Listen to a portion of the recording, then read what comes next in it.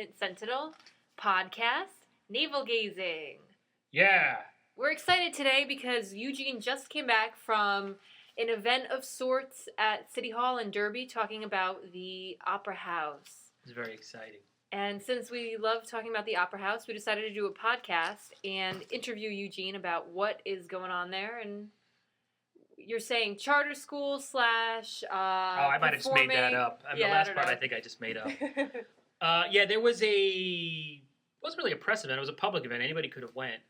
And it was the architecture firm hired to do the interior renovation at the Opera House came forward and talked about what they want to do. And it was actually really interesting. You know, I guess, the two issues in Derby that I think if you talk to the average person on the street, a lot of them, their eyes glaze over when you mention downtown redevelopment and the Sterling Opera House, because the impression with both are that it'll never freaking happen. Mm-hmm. But so I guess the news out of this, they said they can do this redesign, what they envisioned, for $3 to $5 million. And that's way down from the $25 to $30 million that had been projected back in the day of what it would cost to get this thing up and running. And basically the theme of it was they're just taking the building and updating it, bringing it up to fire code, bringing it up, making it handicap accessible, but keeping it simple. They said they're going to make it beautiful but simple. Mm-hmm. So it would be a 400-seat theater, and it would just be modernized, the inside. They brought drawings along and all that kind of stuff. So it was pretty good. And they had the architecture speak at length. Mm-hmm. Which is great because they're so involved with it. They made it very accessible and they answered questions from the public. I think the thing went on for like 2 hours or so. Most of it was just them asking questions. And some in the audience were even making suggestions about what they would do differently. It was really cool. It was like a town hall meeting where anybody could ask questions. So I've been dying to ask. Go ahead, Joey. You ask first. I was going to say the way they're talking. Sort of a community center with meeting rooms and that sort of thing. Yeah, one thing they said, I talked to them afterwards, the two architects, and let me just find their names. They're Yale professors, I believe. As I go, I literally just got back. I had some Burger King. I don't know if that's agreeing with me. So if it stinks like Burger King. Did you try the new burger, the California Whopper? Nah, I thought about it. I don't go to Burger King that much. And that one's always on fire, that one in Ansonia. So I was like, let me just get the one that they normally do. I don't have their names. But yeah, they had said, the history of the Sterling Opera House, it wasn't like it was Luciano Pavarotti performing there once a week for 1,000 years. It was always a building that had multiple uses. And so one thing they're talking about doing is making this available for weddings. The main seating area where there's currently no seats on the ground floor of the place. Making that, maybe having seating that can be taken out and you can host weddings there, which seems like genius. Yeah, what are they going to do about all those ghosts? There's like 17 ghosts. They counted them one day. We are 3 minutes and 20 seconds. How was it? Was it really hard for you to sit here silent and not talk about the ghosts? I want to know about those ghosts. The ghosts. What they're going to do is invite them over to your house. They're going to have opening night. They want you to sing to them. I don't think I'm serious. No, I don't know what they're going to do with the freaking ghosts. Okay, you said freaking twice now. I did? Yeah. Oh, I apologize. But there was children they listening just to this can't podcast. leave them there, can they?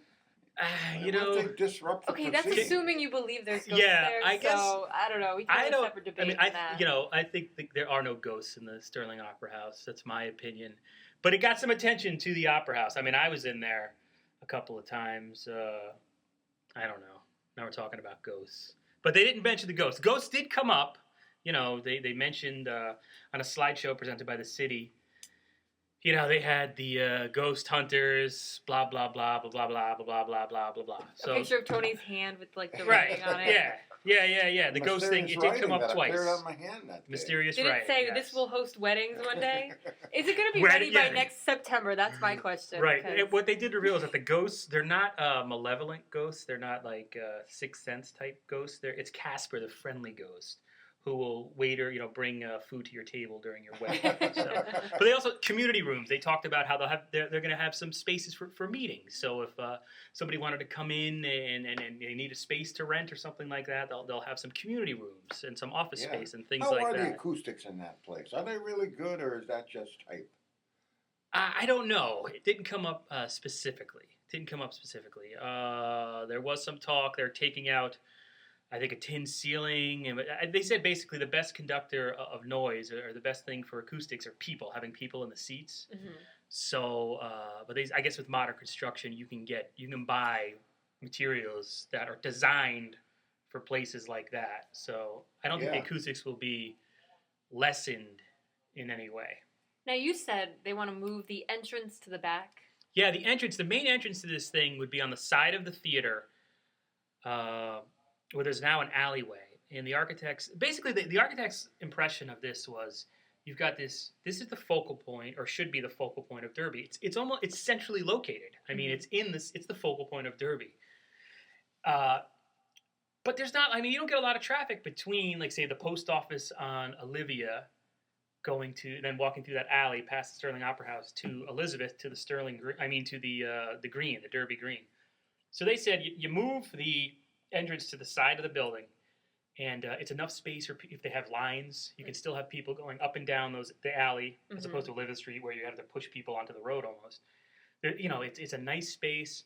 And also what they want to do is they called it the non-historic part of the building, which is the stage area, and the historic part of the building, which is where all the seating is. That's where all the ornate banisters and all that stuff is. They don't want to really touch that.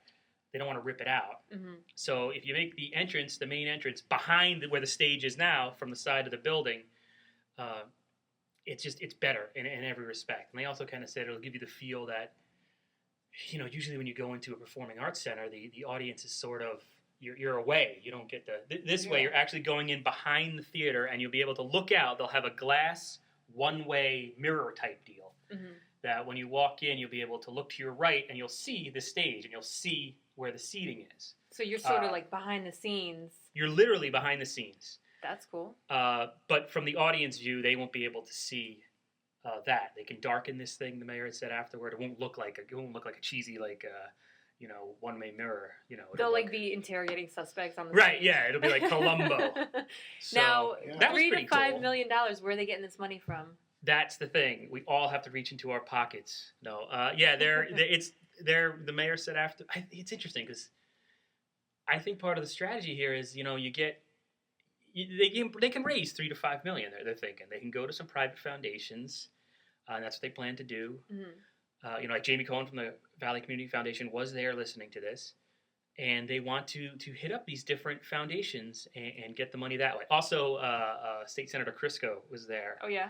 Yeah, and I guess Mayor Stafari must have hit him up like 4 times saying, we need some grants, literally elbowing him. So, and Yale's involved, so is there any money coming from Yale, or are they doing this for free? Like, what's... No, they work, this firm, it's MOS, it was called. They, MOS out of New Haven. They work with nonprofits. This is kind of their passion. Well, it seems. They were very into this. It was different. They call it the Sterling Opera House, but did they ever actually have performances of opera there? I think at one time they did, but it was more all kinds of, Amelia Earhart spoke there, and Red Skeleton gave a... Harry Houdini performed there once, didn't he? That's what I heard. That's what they say. That is what they say. Yeah. All right, what else do you want to know about the ghost, Tony? You're just done. You got a minute to ask the ghost question. Go. I'm wondering if they're going to formally get rid of the ghost. There was no talk of a building exorcism. They are going to name a wing after the Valley Independent Sentinel, which I thought was very nice. There should be a Valley Independent Sentinel room. Maybe we'll have to move there and rent our office out of there. That would be a cool place to work. But that's it. I mean... That's really it. Okay. They're talking about making the Sterling Opera House, back to being the focal point of Derby, and from that they hope it even beautifies the green and makes everything better. And what are you doing, Tony? The ghost getting you? You told me that was it. All right, Tony. I just want to add. All right, never mind. Bye.